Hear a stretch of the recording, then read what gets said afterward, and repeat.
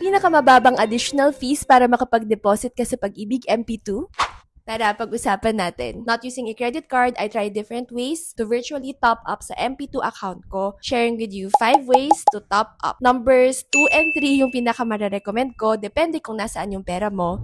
And then, huwag kang magpapaloko sa number 4 and mag-iingat ka sa number 5. Number 1 natin would be GCash or Maya through the portal. Under the virtual Pag-ibig portal, there's an option for you to pay online. Select mo lang itong Maya or GCash as payment method, and then once you complete and verify your details, may option ka na to pay via the app. Mababa lang din ang convenience fee, 5 pesos. Number 2, direct sa GCash or Maya app. I-open mo lang yung apps mo and then under bills payment, select government. Ilalagay mo rito yung MP2 account number mo ha, hindi yung Pag-ibig number. And then pay as usual. Mababa lang din ang convenience fee, 5 pesos. Number 3 is through selected mobile banks by generating a QR to pay from the virtual Pag-ibig portal. Basically, parang yung number 1, but ito pong sa gitna yung pipiliin natin. To test, tinry ko siya sa BPI app. Scan the QR and then same pa rin yung service fee of 5 pesos. Number 4 is through the BPI eGov app. Honestly, hindi ko to i-recommend pero pakita ko pa rin sa inyo kung paano para hindi kayo ma-confuse katulad ko.